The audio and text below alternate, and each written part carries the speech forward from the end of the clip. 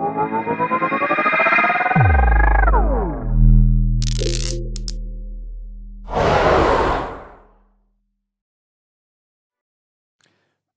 and we are back.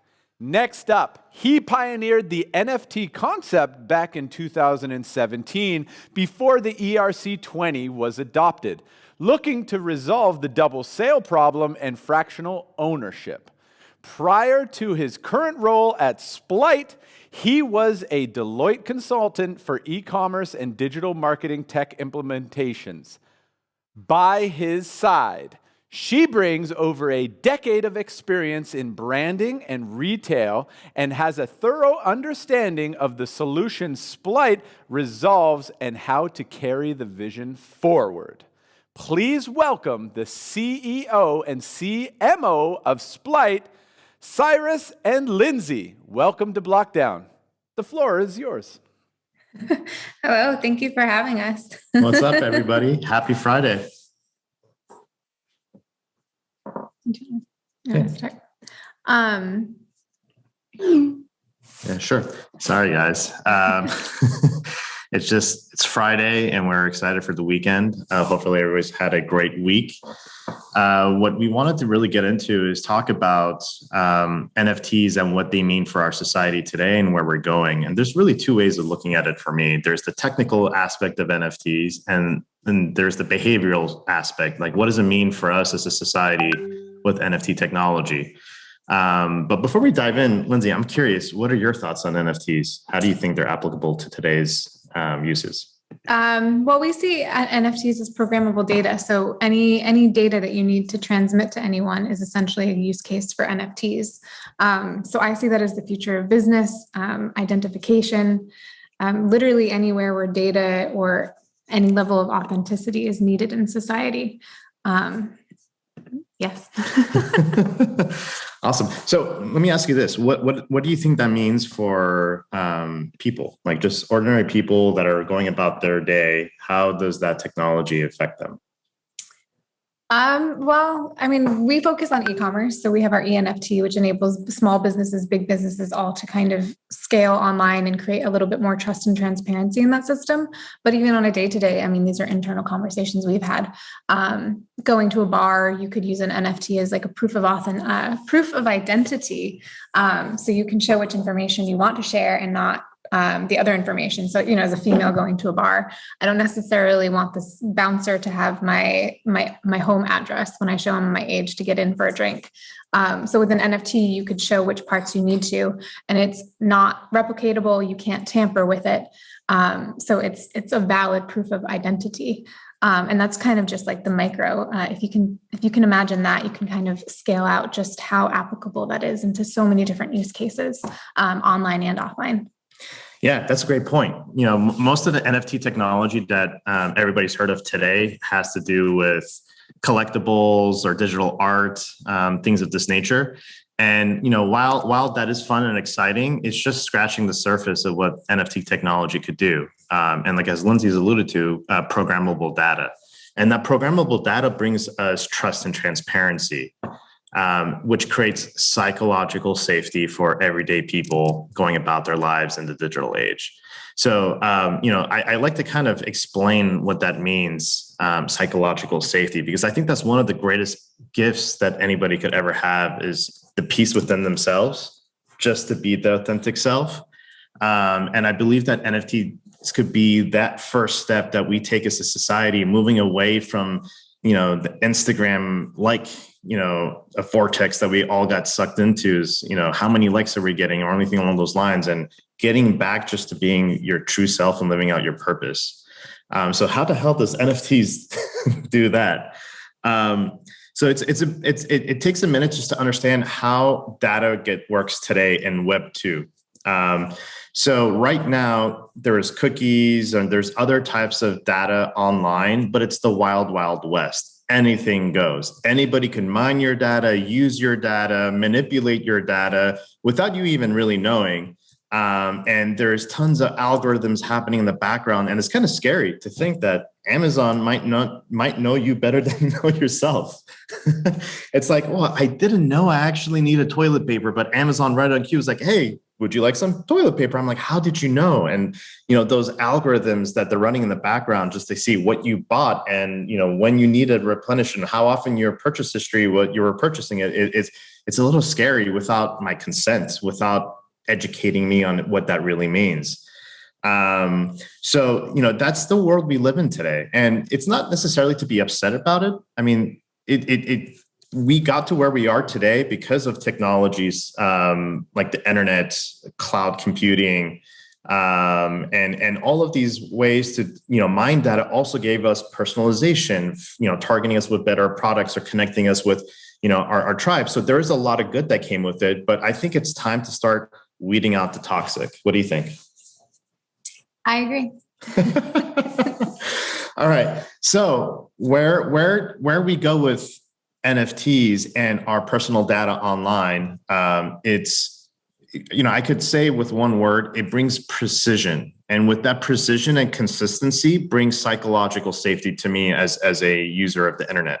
So knowing that my data is going to get used in a specific way and that no one else could come in and manipulate it, and that is what NFT technology could bring, is data share between two different people, knowing that the originator of that data is who they say they are. And this is where blockchain technology comes in. I sign that NFT over to somebody else, and that is a verification of who I am, truly representing that information being shared. And this is better than a password. Like, for instance, on Twitter, you get, Twitter getting hacked, like Elon Musk making all sorts of all sorts of posts about send me a BTC and I'll send you a few BTC back. People don't ever do that. It's always a scam. But if you had blockchain technology authenticating that tweet, that it was actually from Elon Musk using a private key, public key combination, you could prevent any of those hacks and impersonations of somebody else online. So with that, if I know how my data is being used and I am in control of it, and I could opt in to the internet saying, hey, here's my data, use it as needed, and I get some sort of benefit, whether if it's monetary, right? I could get rewarded for sharing my data, or I could get, better targeted ads or information sent back to me to make my life better. But that choice was mine. It wasn't made by corporations trying to maximize their shareholder value. Is that something, that you'd be interested in or you'd like? Of course. And I think a lot of people would. I think if somebody's making information off of our data, it should be us, not Amazon or Google or any of those big enterprise brands. Yeah. I mean, the saying is like, if you don't know what the product is, you are the product. Yes. Yes. Right. So, I mean, that's the first part of where NFTs could take us. It's really putting us in control of our identity online. And the second part from there is if I know how I'm opting in, and I could even opt out, meaning that I don't want to partake in any of this, meaning please do not use my data and I would like to keep it contained into where I am. And you could have NFTs within NFTs, nested NFTs that could say, hey, here's my identity, but here's the parts of information you need that are applicable to whatever we're doing, such as going to a bar, and they just need to know your date of birth. They don't need to know your address or anything like that. And as long as they could authenticate that information is coming from a good source, such as, let's say, a government's wallet address was the lineage, you could look at that traceability of that date of birth NFT. I'm sorry, Gen Z, but like your ability to get fake IDs is coming to an end very soon. It's going to fundamentally shift the way we live our life, and it's going to move away from finding those little gray areas and exploiting your positions just to make profit towards potentially looking for other things to do in life, right? So anyway, back to trust and transparency. NFT technology could be the step we take towards creating that psychological safety where I could, be confident that my data isn't being mined and I could be myself online without being cloned or replicated. And I feel like if we start changing that narrative a little bit away from collectibles, and which are great, by the way, right? There's a lot of fun that, I personally partake in on OpenSea and Rarible. But there's so much more that it could offer, and we have to remember this one thing: cryptocurrencies are super cool. NFTs are super cool. Like, the MC was mentioning, we've been dabbling and making NFTs since 2017. You should talk about that. And this is an interesting story. You should talk about how the NFT came about. All right. Yeah. Okay. Right after this thought. So the NFT. So what I believe with NFTs and cryptocurrencies, they're really, really cool. But we have to remember they're just a means to an end to build a better society, right? Like life isn't about NFTs or cryptocurrencies. It's about the relationships you have with people, and NFTs, cryptocurrencies, right? Moving away from the power brokers that exploit their positions against the little guys and our economics and capitalistic structures today. Moving away from that and restructuring ourselves into living in more of an abundance mindset, can really change people's lives and society and the trajectory of it. So I'm really excited to be part of that narrative and story, and send out as many good vibes as I can to everybody out there. But yeah, you want to talk about the fun story of how, at least we came up with NFTs, back in 2017. So 2017, a little bit more about my background. Heavily got involved in the Ethereum community, been to DEF CON a few times. So I've been more on the development side of things in Ether rather than just the trading. And, like the ERC20 was exploding. There was the ICO craze. And, we're thinking about, hey, how can we solve a problem in e-commerce called the double sell problem? 20 years ago, you had a brick and mortar store and you had your own website online, the .com boom was just happening. So you had no issue. You just sold online. You had one database of inventory and that was it. But in today's day and age, especially after the social media boom, you have affiliates, you have social media influencers, you have eBay, Amazon. So as a seller, you're posting your product in multiple locations. And if it gets sold in 2 locations at the same time, right? Right. And then online and offline. Yeah, so omni-channel. Like Christmas shopping with Best Buy when you want an Xbox for your kid, and then they oversell it. It's a nightmare. yeah, it actually just happened to me. I ordered a PlayStation 5, and 3 days later, after it was in stock, and I could have tried to get it somewhere else, but I was like, oh, I got my first one that I don't need 2. And 3 days later, I got an email saying, hey, sorry, when we actually went to fulfill it, you were already out of stock. I'm like, it's 2020. I mean, this was last Christmas. How is that still happening? And that happens because you have multiple databases. Again, the Web 2 movement is having databases siloed against each other. Web 3 is about just having one database for the world. That's really the easiest way to describe the difference between Web 2 and Web 3. Again, Web 2 is everybody has their own database. Like every company has their database. It's their data. They don't want to share, right? Web 3 is like, hey, here's data for all. It's pseudo-anonymous, just like Bitcoin is, right? So everybody could see on the ledger, where's the Bitcoin, but you don't know who actually owns that Bitcoin. So that Web3 movement is happening. And then you could protect your data. Like I said, that opt in, opt out. You could be part of this information highway if you would like to be, and you could get some value out of it. Or you could say, hey, I'd rather not opt in. And you could fluidly go in and out. Anyway, back to what we're talking about. So when you have multiple distribution outlets, and it sells in 2 places, and then it comes back to your system to kind of verify, all right, let's fulfill that order. You might sell 2 things at the same time. So I was like, wait a second. I was reading the Bitcoin white paper in 2016, and I thought one of the most interesting things that Satoshi created was solving the double spend problem, meaning I can't send one Bitcoin to 2 different people based on the algorithm distributed nature and consensus mechanism that Bitcoin has. And I was like, wow, that's really fascinating because again, it just makes the need for like a bank or an intermediary between taking money out of my account, sending it to your account obsolete.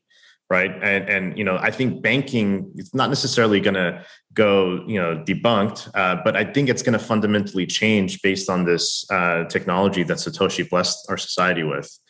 And I was like, wait a second, how can I take that same technology that powers Bitcoin and solve the problem in e-commerce? And, ERC20s were the only tokens back then. So this is a really fun story for all you tech geeks out there.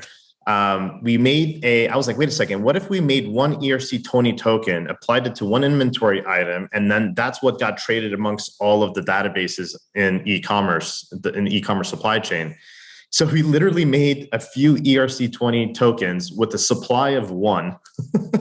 And theoretically, that is a unique non-fungible token because there's only one of itself. So that's kind of how the story started back in early 2017. Later on, we built our own standard called the ENFT, specifically e-commerce NFT, which is a little bit different than the 721 and 1155 standards that are out there for Ethereum, and a few other standards popping up in other chains. It's more driven for e-commerce. So we have things such as like transactional data, sales data, any type of point of sale data also baked into it. And then we have not only an asset NFT, we have an order NFT. They're kind of tied in together. So that's another thing we could do with NFTs. You could kind of have this dynamic link between multiple NFTs that still act within this, NFT metaverse. So it's really fascinating. And what we did was, and we found is that if you apply NFTs to inventory, to specific products, and that then gets distributed within the blockchain on that shared Web3 database, this global catalog of products for sale, any UI, any platform could pick it up and take that NFT and sell it to their local community, right? So you're building this massive distribution center for products online that is accessible to everybody, right? So you don't need to go through an Amazon or Alibaba where they could exploit their terms and say, hey, we have all the inventory, so here are the terms we're setting to take money out of every transaction. You could remove and automate all of what Amazon or eBay provide, and just have a clear, fair, transparent system. And if one item sells in one location, it automatically gets delisted from every other location, preventing that double sell problem. And that's the power of NFT technology that I find really fascinating. So, all right, I know I get a little technical sometimes, Lindsay. You want to break that down so it's a little more digestible for everybody else? Specifically about our ENFT? Yeah, sure. Okay, so we have our ENFT. You upload your inventory you have it on your online store anyway. So we have an app, you plug it into the back of your website and it does everything in the background. So it mints ENFTs, other retailers, influencers, affiliates, they can all go in and they can sell your product for you. And you can whitelist and blacklist people based on who's appropriate for your brand, of course. And then from there, you have your profit shares baked into that ENFT. We have smart contracts in that ENFT. So you can dictate how much of that profit share you're willing to give up, or if you and a brand decide that however you get to that, it's in that ENFT. So when somebody sells it for you, this smart contract holds the profits in escrow. And then once the product is shipped and it's a complete sale, it sends the funds out. So you get your portion, and then the affiliate who sold it on your behalf gets their portion. And now the consumer has this ENFT, which we're finding based on conversations kind of has the potential to increase the value of something, because now you have this ENFT, which dismantles the knockoff industry. So it's a proof of authenticity that's sitting on the blockchain. It can't be duplicated. A brand can upload all of its SKU information, its metadata, any information that it needs to track and validate that the objects that you have in the ENFT that you have are one and the same. I'm so sorry to cut you guys short, but we're over time, 8 minutes already. We apologize. It sounds great. If you guys want to get in touch, then please check these guys out. Thank you for your presentation.